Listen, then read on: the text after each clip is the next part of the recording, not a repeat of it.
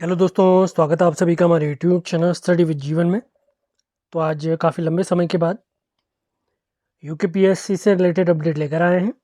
आज हम देखेंगे आर जो लेखा भर्ती है, नई भर्ती, उसके बारे में। आर सचिवालय और राजस्व परिषद और यूकेपीएससी में जो आर की भर्ती है उसके बारे में जानकारी। इसी के साथ एक और नई भर्ती असिस्टेंट प्रोफेसर भर्ती के बारे में जानेंगे और आपको बताएंगे अपर पीसीएस जो प्री रिजल्ट था, जो सितंबर में आने वाला था, वो रिजल्ट कब आएगा। मेंस इत्यादि तो आप जानते हैं, दिसंबर माह में इसका मेंस आयोजित होने वाला है। तो चैनल पर नए हैं तो इसे लाइक, शेयर और चैनल को सब्सक्राइब ज़रूर करें। सभी महत्वपूर्ण लिंक हमारे टेलीग्राम चैनल, व्हाट्सएप चैनल, सभी के लिंक इसी वीडियो के डिस्क्रिप्शन में दिए गए हैं, वहाँ से भी आप हमसे जुड़ सकते हैं। तो बिना टाइम वेस्ट के स्टार्ट करते हैं आज का सेशन। आगे बढ़ने से पहले आपको बताना चाहेंगे 6 अक्टूबर यानी सोमवार से हमारे 2 बैच लॉन्च होने वाले हैं आगामी UKSSC की सभी भर्ती परीक्षाओं के लिए। पहला बैच होगा सामान्य हिंदी का, जिसमें कंप्लीट वीडियो बैच होगा।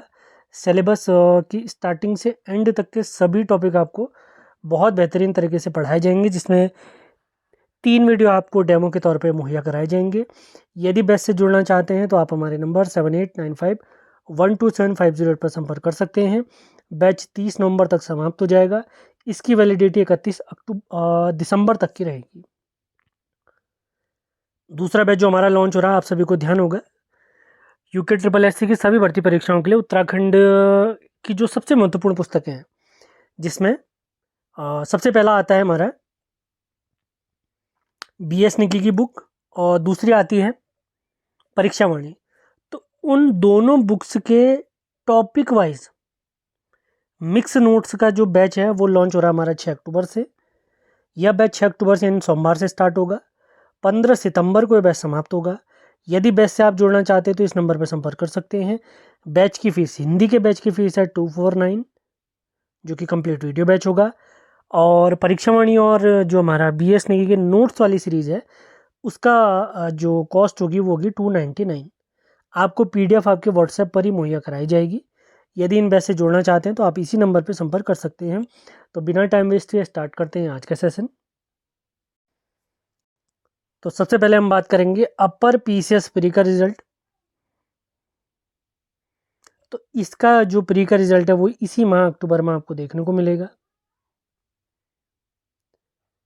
जिनके अच्छे अंक थे वो मेंस की तैयारी में लग चुके होंगे, क्योंकि इसके रिजल्ट के बाद आपके पास 2 महीने का टाइम भी नहीं बचने वाला है मेंस के लिए। तो अपनी मेंस की तैयारी वह आपने करते रहना है। अभी आपने लोअर PCS का मेंस भी दिया होगा बहुत सारे साथियों ने, तो उसी हिसाब से आगे बढ़ना है आपने। अगला जानकारी हम लेते हैं असिस्टेंट प्रोफेसर। इसके रिगार्डिंग भी आप लोग के बहुत सारे सवाल आ रहे थे। और एक चीज़ और आपसे कहना चाहेंगे, किसी भी भर्ती के बारे में आप अपडेट चाहते हैं तो हर वीडियो के कमेंट बॉक्स में, किसी भी वीडियो के कमेंट बॉक्स में आप कमेंट कर सकते हैं। जैसे ही ऑफिशियल जानकारी प्राप्त होगी आपको जानकारी दे दी जाएगी। अब बात करते हैं असिस्टेंट प्रोफेसर भर्ती के बारे में। तो इसका नोटिफिकेशन आपको देखने को मिलेगा दिसंबर के आसपास तक। अभी तक की प्राप्त जानकारी के अनुसार असिस्टेंट प्रोफेसर भर्ती दिसंबर में आपको देखने को मिलेगी। अब हम बात करते हैं RO लेखा भर्ती के बारे में, यानी अकाउंट से रिलेटेड जो RO की भर्ती होती है, जिसका आयोजन UKPSC द्वारा करवाया जाता है। प्री तो आप जानते हैं सेम रहता है, 150 अंकों का ही।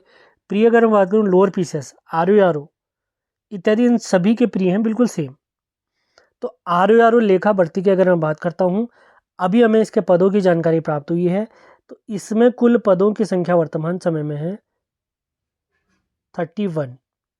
तो RO लेखा भर्ती की रिगार्डिंग मैं एक बार फिर से रिपीट कर देता हूँ, इसमें पदों की संख्या है 31। क्योंकि बहुत सारे लोगों के असमंजस होते हैं। सभी सर एक कैलेंडर आया है, उसमें ना RO लेखा के बारे में है, ना RO सचिवालय के बारे में जानकारी है। तो उन्हीं के रिगार्डिंग आपकी क्वेरीज के आंसर मैं दे रहा हूँ। तो बहुत जल्दी इसका नोटिफिकेशन भी आपको देखने को मिलेगा। भर्ती में भी कुछ अन्य कारणों की वजह से ये कैलेंडर में आपको देखने को नहीं मिला था ये, लेकिन बहुत जल्दी इसका नोटिफिकेशन आउट होगा। अब बात करते हैं सबसे बड़ी भर्ती, जिसके बारे में आप लोग के बहुत सारे सवाल आते हैं, RO सचिवालय भर्ती। यानी RO जो सचिवालय में होती है, UKPSC में होती है और राजस्व परिषद में होती है। अब डिटेल जानकारी इसी के बारे में भी लेंगे। जैसे आप आयोग की वेबसाइट पर जाते हैं तो 23 सितंबर 2025 को आयोग ने एक नोटिफिकेशन जारी किया था, जिसमें बहुत सारी अलग अलग डिपार्टमेंट में अलग अलग भर्ती परीक्षाओं का जिक्र किया गया था, जिसमें सबसे फेमस जो भर्ती परीक्षाएं हमारी रहती हैं लोअर पीसीएस और अपर पीसीएस, जो कि मई और जुलाई माह में आप देख सकते हैं। इनकी प्री परीक्षाओं के बारे में जानकारी यहाँ पर दी गई है। अब बात आती है आरओ के बारे में। तो आरओ भर्ती कहाँ गई, क्या गई, इसके बारे में भी आपको बताते हैं।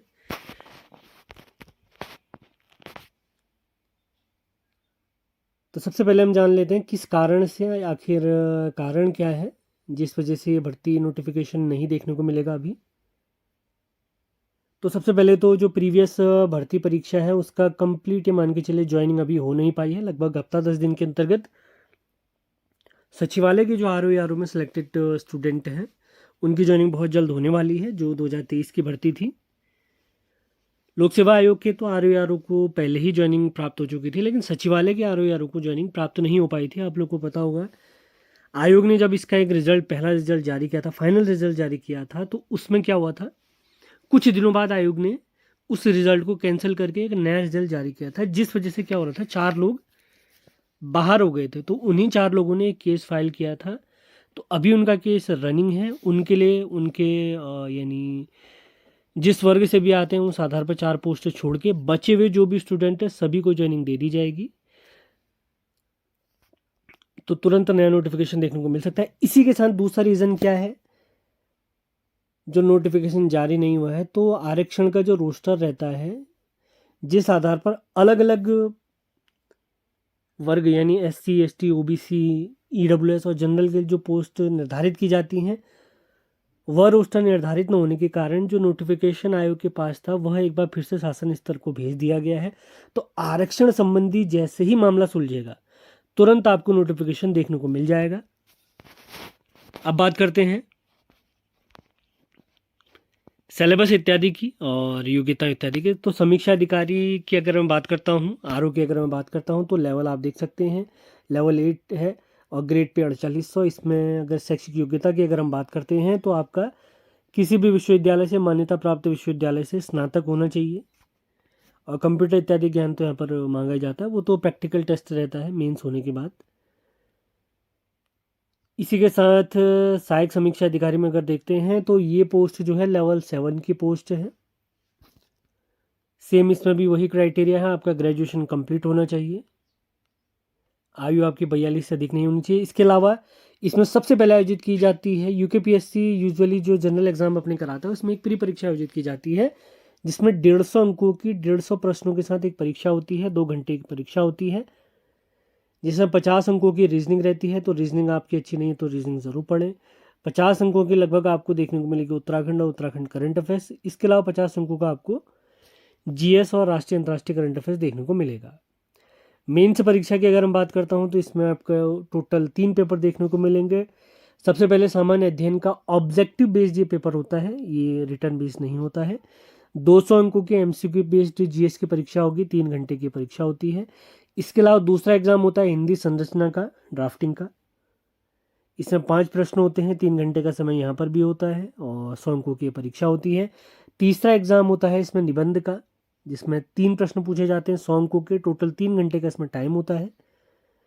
और टोटल यहाँ पर जो आपकी मेरिट बनेगी इन्हीं 400 अंकों पर बनती है। प्री केवल क्वालिफाइंग नेचर का रहता है, उसके मार्क्स ऐड नहीं होते हैं।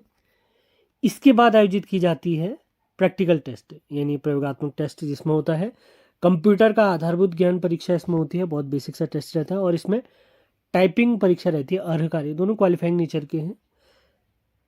कंप्यूटर के ज्ञान के लिए आपको 1 घंटे का समय, जबकि टाइपिंग के लिए 10 मिनट का समय इसमें दिया जाता है। तो सिलेबस हमने बता दिया, कैलेंडर में क्यों नहीं ये था ये भी मैंने आपको बता दिया। अब हम बात करते हैं कि इसका नोटिफिकेशन कब तक जारी होने वाला है।